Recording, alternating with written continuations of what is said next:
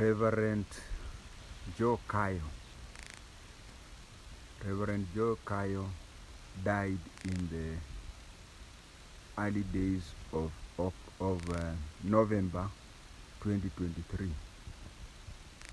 He is the single most, he has played the biggest single most influence in Christianity in Kenya's history. Nobody up to today has ever played that part. And if anybody from today will play a part near that one, then it will take other lifestyles.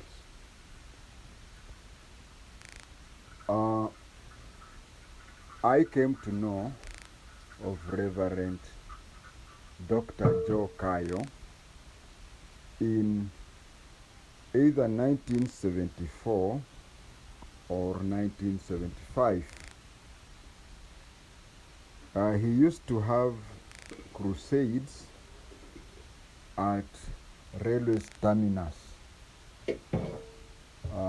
railways matatu terminus. That is where he used to have his regular crusade.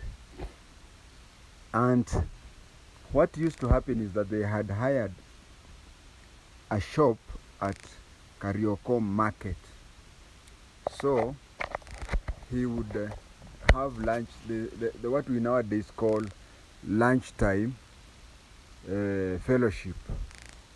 They would go have a fellowship at Kayo. Then around 9, they would come to railways terminus and have a crusade. He created a new type of religion. Maybe saying that he created may not be the correct word, but he imported a new type of religion. Before him, there was nothing like getting saved or being born again. If you hear of a Kenyan saying, "I'm so and so and I'm born again," this is something that was brought to Kenya by Dr. Joe Kyo. Dr. Joe Kyo went to States. I do not know whether he went to study or when he went to work, but when he came back with that ideology. So any Kenyan who died in 1960s and back did not know about salvation or being born again. It is Dr. Joe Kyo that came with it. His youth wingers are the ones who established churches in Kenya,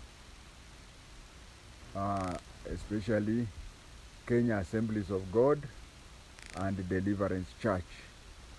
You'll find people like the retired Bishop Tomui Singh and Bishop J.D. Masinde and others were the ones who were youth wingers during his time. People used to wonder seeing people talking to themselves, crying, walking left and right, saying things like going to the left and then turning, whatever, intercessory and such things. Those things were not there. So when he started that way, that is when people took over and started that. But again, he also influenced the then ongoing churches and made them adapt into, for a lack of a better word, his doctrine. We had churches which today, for you to even be an official in that church, you have to be born again. In this, I have in mind Anglican Church. We have so many people in Anglican Church who are just in Anglican, but they are born again. We have PCEA, Presbyterian Church of East Africa. We have IEPCEA. We have so many churches. And actually we even have some Catholics who still practice Catholic, but they are born again.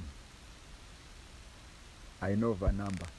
Now, before he came up with his doctrine, or the doctrine that he imported from USA,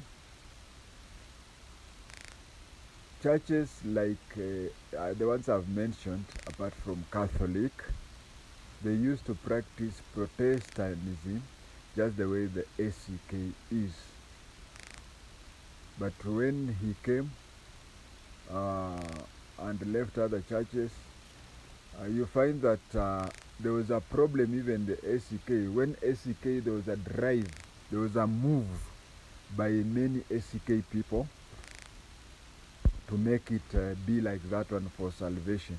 And I remember a church elder by the name Charles Magane Njonjo kept on insisting that if you truly want to get saved, just cross the road.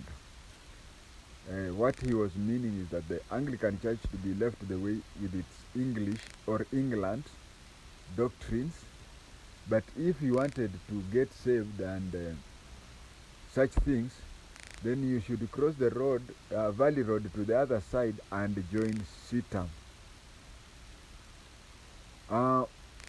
We have 3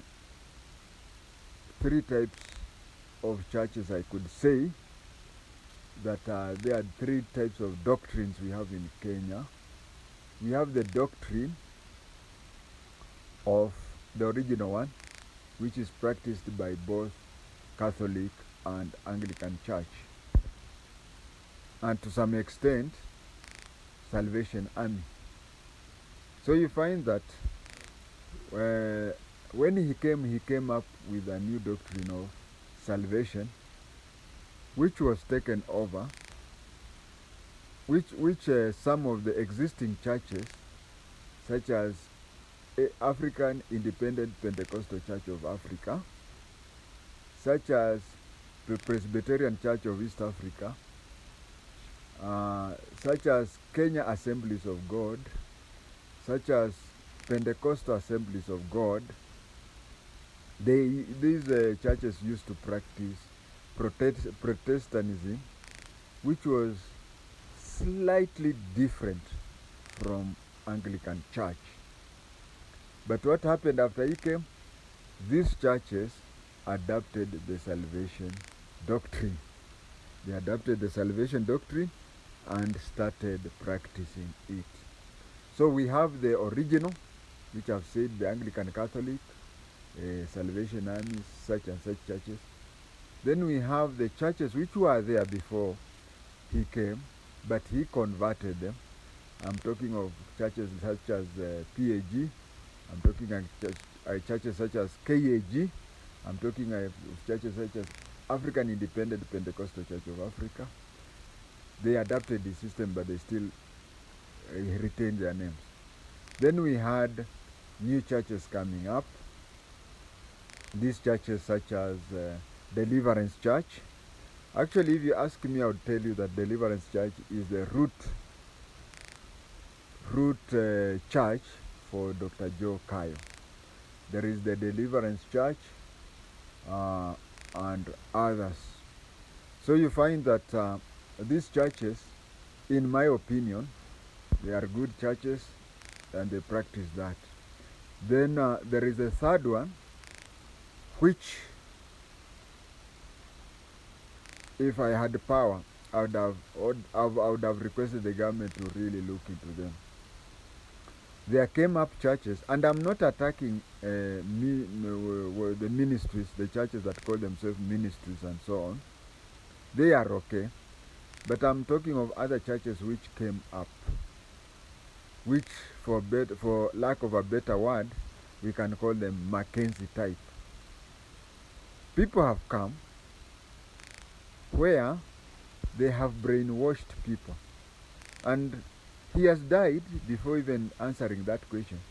I would have really wanted to ask him, looking at those one-man guitar churches, the Kina 310 and so on, I would have wanted to know from him if he approved the type of preachings that they are doing.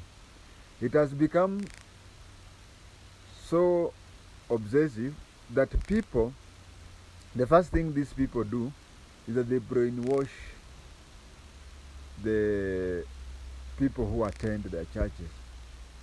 They brainwash them to an extent that any decision that you want to do, however slight, you either seek for permission from him or her, or whatever you do, you ask yourself, suppose he was here or she was here, what would she have approved?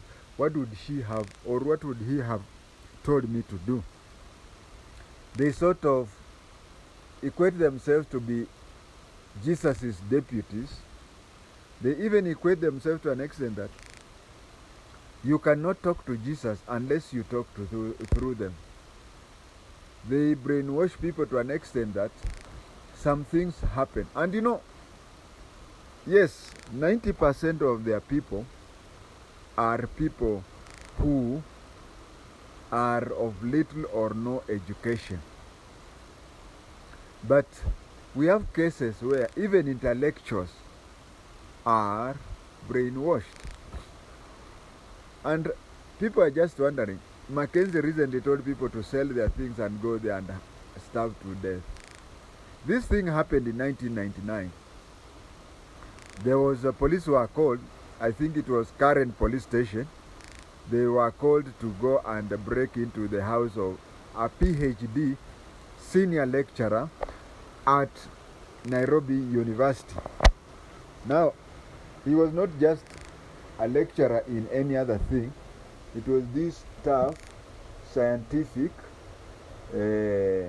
subjects. He was a lecturer in one of these big subjects, and he resigned from his work. He had saved a lot in his cooperative. He sold his vehicle. He did all that thing he did, and then he remained with his children. And what happened was, every day the kids would take a cup of water and nothing else.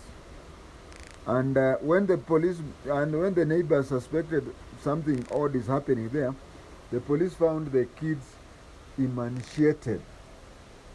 This is a senior lecturer who had a PhD in engineering. So, that one could be contributed to him, although indirectly. Nobody has ever sat down with Dr. Joe Kyo to inquire. Actually, we would even have wanted him to comment on people like Mackenzie or that lecturer I've just said, so that we find out whether he approved. And if he did not approve, he should have come out publicly to the press and disowned those people. Those people are still around, and most of them are in the slums. So that is my few points that I wanted to talk about Dr. Reverend Joe Kyo, who has just gone to be with his Maker.